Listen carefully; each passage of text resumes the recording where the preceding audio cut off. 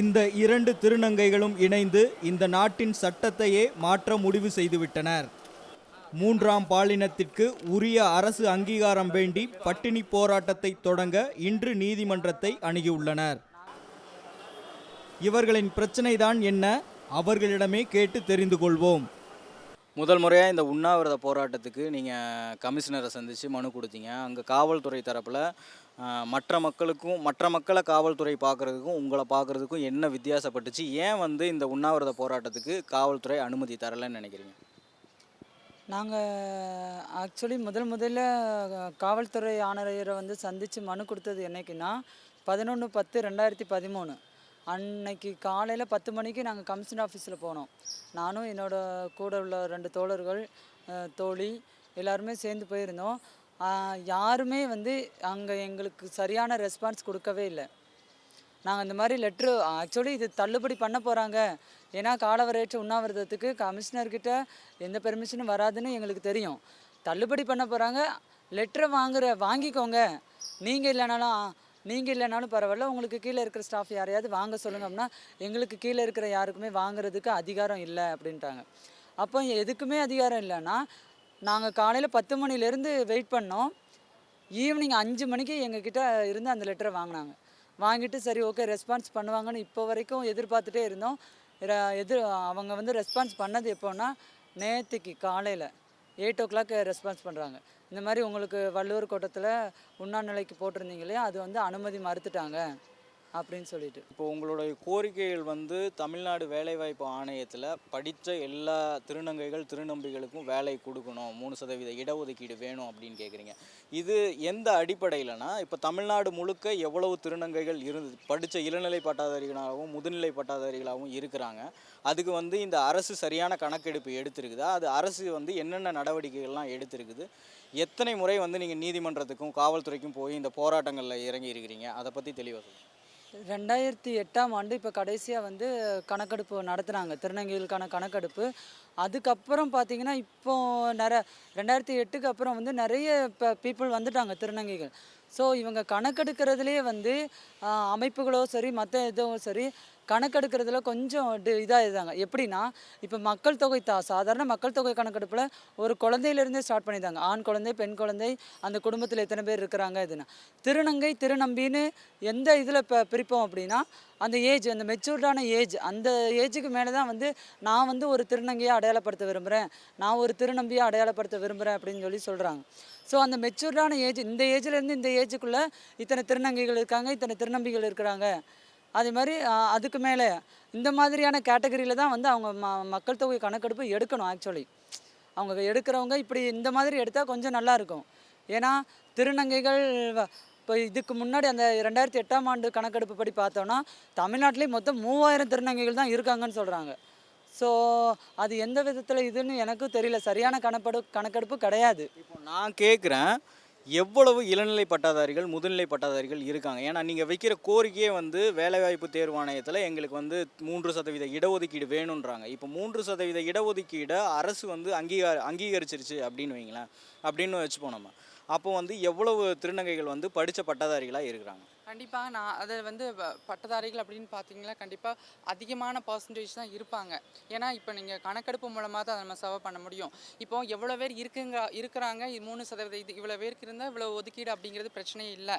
First ஒருத்தராக இருந்தாலும் அவங்களுக்கு இந்த மைனாரிட்டி கம்யூனிட்டிக்கு கண்டிப்பாக அந்த ஒரு பர்சன்டேஜாலும் அந்த ஒரு பீப்புளுக்கு கொடுத்தே ஆகணும். ஏன்னா இது ஒரு மைனாரிட்டி கம்யூனிட்டி, கண்டிப்பாக இதை வளர வைக்கணும். நிறைய பிரச்சனைகள் இருக்குது. செகண்ட் திங் இப்போ கணக்கெடுக்கும் பொழுது எந்த ஒரு திருநங்கையும் வளரும்போது நான் ஒரு ஆணாக இருக்கணும் அல்லது ஒரு பெண்ணாக, திருநம்பியாக இருந்துச்சுன்னா நான் ஒரு ஆணாக இருக்கணும்னு நினைப்பாங்க. திருநங்கையாக இருந்தால் நான் ஒரு பெண்ணாக இருக்கணும்னு தான் சின்ன வயசுலேருந்தே வர்றோம். எந்த ஒரு திருநங்கை நான் ஒரு திருநங்கை அப்படின்னு சின்ன வயசுலேருந்து சொல்லிட்டு வர்றது இல்லை.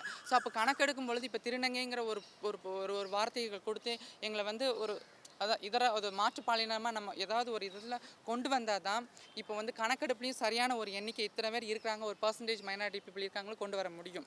பட் இப்போ வந்து அது ஒரு பக்கம் அரசு செஞ்சுட்டு இருந்தாலும் இப்போ இருக்கக்கூடிய திருநங்கைகளுக்கு, படித்த திருநங்கைகளுக்கு கண்டிப்பாக இவங்க உடனடியாக வேலை வாய்ப்பு கொடுத்து அதுக்கப்புறமா, ஏன்னா இந்த இந்த கணக்கீடுகள் எடுக்கணும்னு சொன்னால் இன்னைக்கு கவர்மெண்ட் நாங்கள் ஆரம்பிச்சிட்டோன்னு திரும்ப இதே கதை தான் நடந்துட்டு இருக்குது இத்தனை நாள் வரைக்கும். ஸோ அதுக்கு காலங்கள் இல்லை. அது வரைக்கும் நீங்கள் கணக்கெடுக்கும் பொழுது, கணக்கெடுக்க பீரியட் வரைகிற வரைக்கும் திருநங்கைகள் இருப்பாங்களா, அதுக்குள்ளே நிறைய பிரச்சனைகள் சந்திக்க வேண்டியது இருக்குது. ஸோ இப்போ இருக்கக்கூடிய திருநங்கைகளுக்கு, படித்த திருநங்கைகள், பட்டதாரி திருநங்கைகளுக்கு நீங்கள் அதாவது தகுதியுள்ள திருநங்கைகளுக்கு இப்போ ரெடியாக இருக்க திருநங்கைகளுக்கு நீங்கள் கொடுக்கும் பொழுது இன்னும் படித்த திருநங்கைகள் தைரியமாக நானும் படிச்சிருக்கேன் எனக்கு கொடுங்கன்னு சொல்லி வரும்போது கணக்கெடுப்புக்கும் ஈஸியாக இருக்கும், எல்லா விஷயத்துக்குமே இடஒதுக்கீடுக்கும் ஈஸியாக ஒரு வரதுக்கான வாய்ப்பு. ஒரு நிமிஷம், இதில் வந்து நீங்கள் இடஒதுக்கீடு அப்படிங்கிறது அரசாங்கம் வந்து படித்தவங்களுக்கு இவ்வளோ இடஒதுக்கீடு, படிக்காதவங்களுக்கு இவ்வளோ இடஒதுக்கீடுன்னு சொல்லி ஒதுக்கவே மாட்டாங்க. நாங்கள் எங்களோட கோரிக்கைகளே நீங்கள் பார்த்தீங்கன்னா படித்த திருநங்கைகளும் படிக்காத திருநங்கைகளுக்காக தான் எங்களுக்கு இடஒதுக்கீடு வேணும். படிக்காத திருநங்கைகளுக்கு ஏன் ஒரு கூட்டி பெருக்கிற வேலை கொடுத்தா கூட நாங்கள் செய்யத்தான் செய்வோம். ஸோ அவங்களுக்கு என்ன தேவை, கவர்மெண்ட் வந்து ஒரு ஜீவோ போட்டு இப்போ டெம்ப்ரரி வேலை எங்களுக்கு தேவையில்லை. இப்போ கண் துடைப்புக்காண்டி நிறைய வேலைகள் கொடுத்துட்ருக்குறாங்க, அது வந்து டெம்ப்ரரி வேலை. ஜீவோவோட ப்ராப்பராக நான் வந்து ஒரு கவர்மெண்ட் எம்ப்ளாயி அப்படின்னு சொல்கிற அளவுக்கு எந்த திருநங்கையும் வந்து அப்பாயின்மெண்ட் பண்ணலை. ஸோ அது வந்து படித்த திருநங்கையாக இருந்தாலும் பரவாயில்ல, படிக்காத திருநங்கையாக இருந்தாலும் பரவாயில்ல, எங்களுக்கு தேவையானது இடஒதுக்கீடு. அந்த இடஒதுக்கீடு வந்து நாங்கள் வந்து பாலியல் சிறுபான்மையினர் தான், அதாவது ரொம்ப மைனாரிட்டி கம்யூனிட்டி சேர்ந்தவங்க தான். சிறுபான்மையினர் இருந்தாலும் இந்த சமுதாயத்தில் நாங்களும் இந்த நாட்டு குடிமகள் தான். ஸோ அப்போ எங்களுக்கு எல்லாருடைய அந்த அடிப்படை உரிமைகள் தேவைப்படுது இல்லையா. அது பர்சன்டேஜ் கணக்குகளை தான் இடஒதுக்கீடு அப்படிங்கிறத விட மைனாரிட்டி பீப்புள் 10 பேராக இருந்தாலும் 2 பேராக இருந்தாலும் கண்டிப்பாக இவங்களுக்கு கொடுத்தே ஆகணுங்கிறது தான் என்னுடைய கருத்து. தனியார் நிறுவனத்தில் பணிபுரிஞ்சிருக்கிற அனுபவம் இருக்குது. மற்ற ஆண் பெண்கள் இந்த இரு பாலினத்தரோட அறிமுகம் உங்களுக்கு நல்லா கிடச்சிருக்கும். அந்த ஒரு சூழல் உங்களுக்கு எப்படி இருந்தது, அங்கே என்னென்னலாம் நீங்கள் புதுசாக உங்களுக்கு அந்த அனுபவம் எப்படி இருந்தது? நான் வந்து ஒரு சாஃப்ட்வேர் கம்பெனியில் 2 இயர்ஸாக ஒர்க் பண்ணேன், 2 இயர்ஸ் மேலே ஒர்க் பண்ணேன். அங்கே வந்து அதாவது அங்கே என்னை வந்து ஒரு ஃபீமேலாக வந்து ஃபஸ்ட்டு வந்து ஃபீமேலாக அக்செப்ட் பண்ணிக்கிட்டாங்க.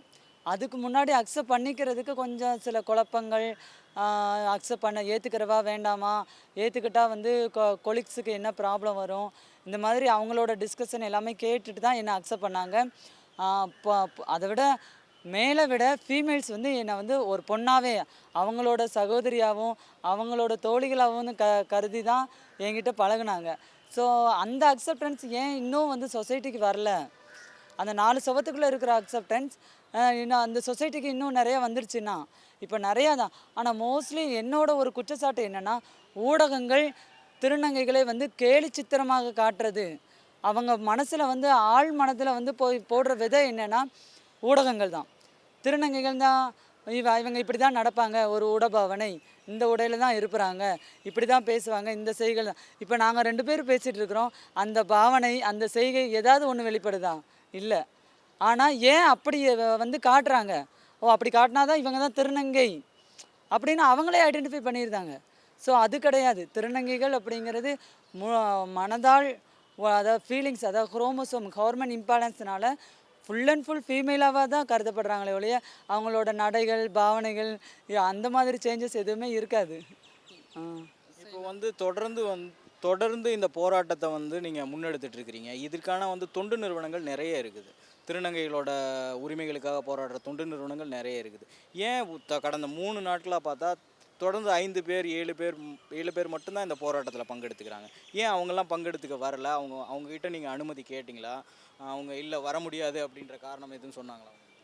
தொண்டு நிறுவனங்கள் எல்லாத்தையுமே நாங்கள் அணுகணும். அதாவது இங்கே இதை ஆரம்பிக்கிறதுக்கு முன்னாடி தொண்டு நிறுவனங்களோட கருத்துக்கள், விமர்சனங்கள் எல்லாமே வேணும் அப்படிங்கிறதுக்காண்டி தொண்டு நிறுவனங்கள் எல்லா இடத்துக்குமே போய் ஆதரவு கேட்டோம்.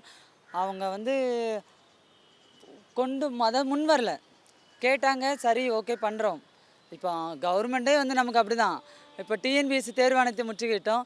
அங்கே ஆணையர் என்ன சொன்னார், I am forward to CM. அதே மாதிரி நாங்கள் வந்து இங்கே டிஸ்கஸ் பண்ணி சொல்கிறோம் அப்படின்னு சொல்லிட்டாங்க. எல்லாருமே அரசருடைய ஆணையை தான் காத்துட்டு இருக்காங்க. தொண்டு நிறுவனமாக இருந்தாலும் சரி, எதுவாக இருந்தாலும் சரி, அரசு என்ன சொல்றோ அதுக்கு மேலே தான் நாங்கள் வந்து இது பண்ண முடியுமே தவிர, நாங்களா வந்து இதை வந்து இந்த இஷ்யூஸை கொண்டு அது சக்ஸஸ் ஆகுமா அப்படிங்கிறது தான் அவங்களுடைய டவுட்டும். ஸோ முதல்ல அதை அரசு எடுத்து செய்தால்தான் தொண்டு நிறுவனங்களும் அதுக்கு தொண்டு வந்து supportive-ஆ நிறுவனங்கள் இருக்கும். அவங்களுக்குன்னு ஒரு கட்டமைப்பு இருக்குது. அந்த கட்டமைப்பை விட்டு இன்னும் வெளியில் வரல. ஸோ வெளியில் வந்தாங்கன்னா நல்லா இருக்கும். நாங்களும் அதான் எதிர்பார்த்துட்டு இருக்கிறோம். இப்போது இந்த சூழ்நிலை தமிழகத்தில் வந்து ஒரு திருநங்கைகளை பார்க்கக்கூடிய சமூகம் பார்க்கக்கூடிய பார்வையே மாறணும் அப்படின்றதுக்கு உங்களோட கோரிக்கைகளில் கல்வியில் மாற்றம் தேவை, கல்வியில் ஒரு விழிப்புணர்வு தேவை, அடிப்படை கல்வியிலேருந்தே திருநங்கைகள் பற்றிய பார்வைக்கும் ஒரு விழிப்புணர்வு தேவை அப்படின்றது. ஆமாம், கல்வி முறையில் வந்து இப்போ அதான் பயாலஜின்னு ஒரு சப்ஜெக்ட் இருக்குது, அறிவியல் அப்படின்ட்டு.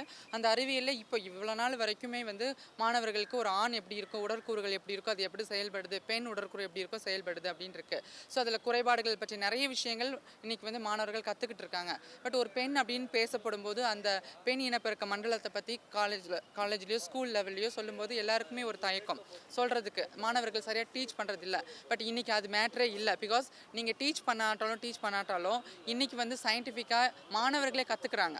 இன்றைக்கி வந்து சினிமா, ஊடகங்கள், இன்டர்நெட்ஸ் அப்படின்னு சொல்லிட்டு யாரும் வந்து செக்ஸ் கல்வியோ இதை பற்றி சொல்லிக் கொடுக்க வேண்டிய அவசியமே இல்லை. ஆனால் திருநங்கைகளை பற்றிய கல்வி என்னென்னா, அப்போ மாணவர்கள் பார்க்குறது என்ன, ஒரு ஆண் ஒரு பெண் அப்படிங்கிறது தான் வந்து உலகத்தில் வந்து திருநங்கைகள் அப்படின்னா எப்படி இருக்குன்னு அவங்களுக்கு தெரியல. ஸோ இதை வந்து திருநங்கைகளுடைய பயாலஜி என்ன அப்படிங்கிறத பற்றிய ஒரு சப்ஜெக்டை வந்து அந்த அறிவியலில் வந்து கொண்டு வந்திருந்தா கொஞ்சம் மாணவர்களுக்கு ஒரு விழிப்புணர்வு இருக்கும் கண்டிப்பாக. அதாவது பாடத்திட்டத்தில் எந்த மாதிரி கொண்டு வரணும் அப்படின்னு சொல்லி பார்த்தீங்கன்னா, ஆண் பெண் இப்போ தோழி சொன்ன மாதிரி ஆணோட உடற்கட்டமைப்பு, பெண்ணோட உடற்கட்டமைப்பு இப்படி இருக்குது. அதே மாதிரி மாற்றுப்பாலினத்தோர்னா யார்? டிரான்ஸ்ஜெண்டரில் இப்போ வெளிநாடுகள்லாம் பார்த்துக்கிட்டிங்கன்னா டிரான்ஸ் மென், டிரான்ஸ் விமன் அப்படின்னு சொல்லுவாங்க. ஸோ டிரான்ஸ் மென் எப்படி இருப்பாங்க, டிரான்ஸ் விமன் எப்படி இருப்பாங்க, அவங்களோட அதாவது டிரான்ஸ் மென்னுங்கிறவங்க பெண்ணிலிருந்து ஆணாக மாறியவர்கள், டிரான்ஸ் விமன் அப்படிங்கிறது ஆணிலிருந்து பெண்ணாக மாறியவர்கள், அவங்களோட உடற்கட்டமைப்பு எப்படி இருக்கும், இவங்க எதனால் இப்படி மாறுறாங்க, அந்த ஹார்மோன் இம்பேலன்ஸ், என்னென்ன குரோமோசோம்ஸ் குறைபாடுகள், இந்த மாதிரியான டீட்டெயில் எல்லாத்தையுமே பாடத்திட்டத்தில் கொண்டு வரும்போது மாணவர்களுக்கு அந்த இடத்துல யோசிப்பாங்க. ஸோ ஆண் பெண் இதுக்கும் மேலே ஒரு பிறவியும் இருக்குது அப்படிங்கிறப்போ அந்த பேசிக்காகவே அவங்களோட மனசில் அந்த ஒரு விதையை போட்ட உடனே வளரும்போது இந்த சமுதாயத்தில் இருக்கிற கேலி கிண்டலோ இந்த மாற்றங்கள், சமுதாய மாற்றங்களுக்கு அதுவே வந்து ஒரு அடித்தளமாக இருக்கும்.